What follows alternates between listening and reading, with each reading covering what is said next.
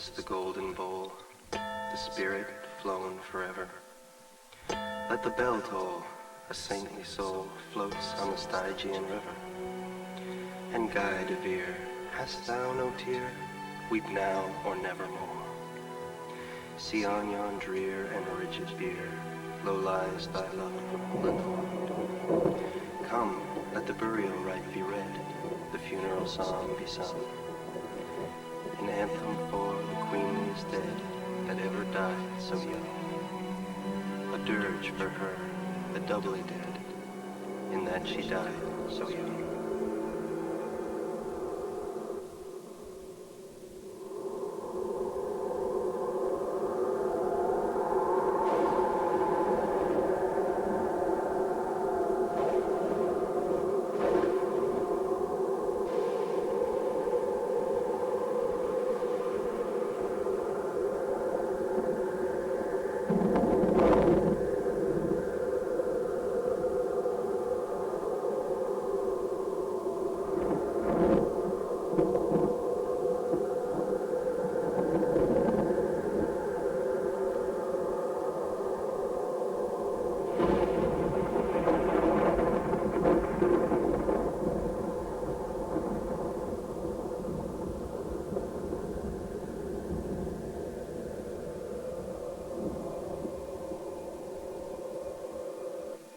Once upon a midnight dreary, while I pondered weak and weary over many a quaint and curious volume of forgotten lore.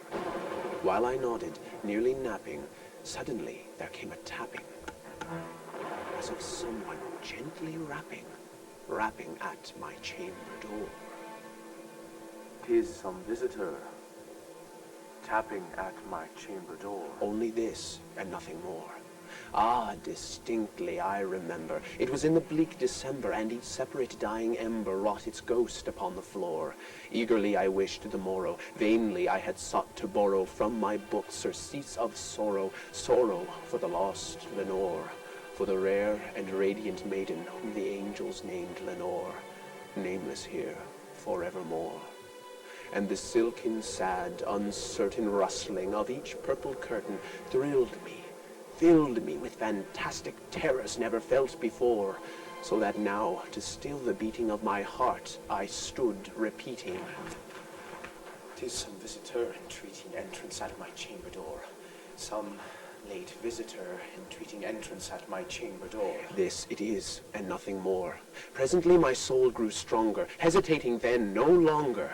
"Sir, or madam, truly your forgiveness I implore.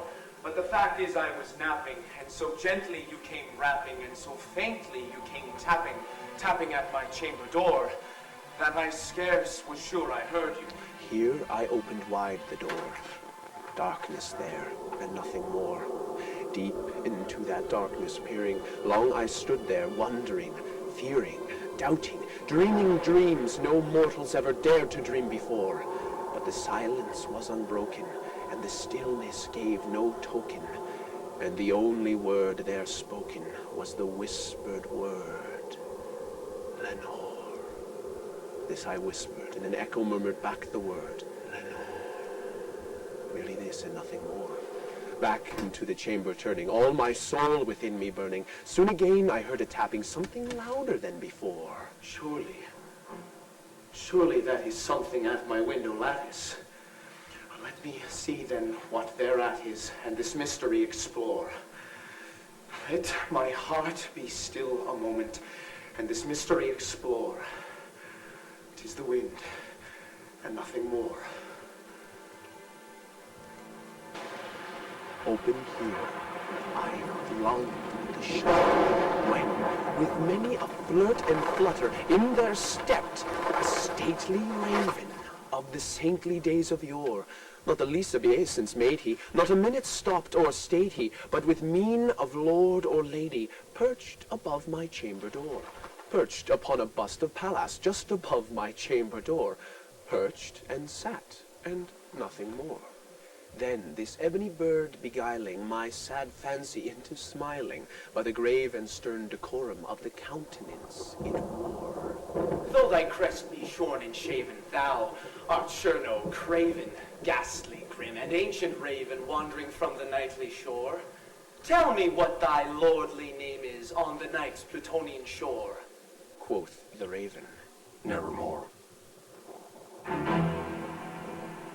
much I marvel this ungainly fowl to hear discourse so plainly, though its answer little meaning, little relevancy bore. For we cannot help agreeing that no living human being ever yet was blessed with seeing bird above his chamber door, bird or beast upon the sculpted bust above his chamber door, with such name as Nevermore. But the raven, sitting lonely on that placid bust, spoke only that one word, as if his soul in that one word he did outpour. Nothing farther than he uttered, not a feather than he fluttered, till I scarcely more than muttered. Other friends have flown before. On the morrow he will leave me, as my hopes have flown before. Then the bird said, Nevermore. startled at the stillness broken, I reply, so aptly spoken, Doubtless what it utters is its only stock and store. caught from some unhappy master, whom unmerciful disaster followed fast and followed faster, till his songs one burden bore, till the dirges of his hope that melancholy burden bore of nevermore. But the raven, still beguiling all my sad soul into smiling, straight I wheeled a cushioned seat in front of bird and bust and door. Then upon the velvet sinking, I betook myself to linking fancy unto fancy, thinking what this ominous bird of yore, what this grim, ungainly, ghastly, gaunt, and ominous bird of yore meant in croaking nevermore.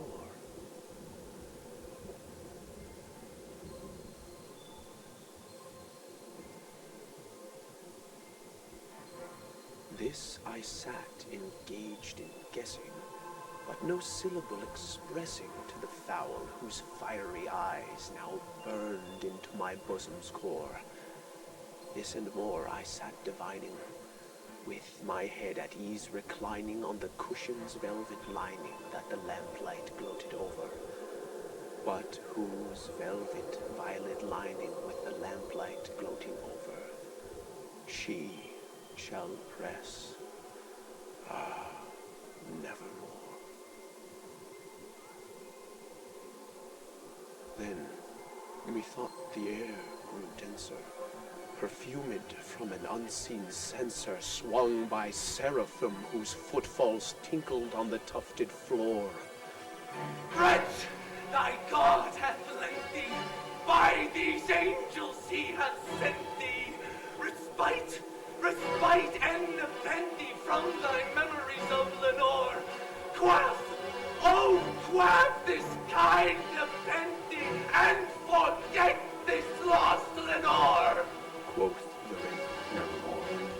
Prophet, thing of evil, prophet still if bird or devil, by that heaven that bends above us, by that God we both adore, tell this soul with sorrow laden, if within the distant Aiden it shall clasp the sainted maiden whom the angels name Lenore, clasp the rare and radiant maiden whom the angels name Lenore.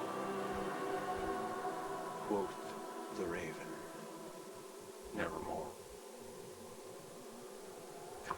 Be that word our sign of parting, bird or fiend! I shrieked upstarting.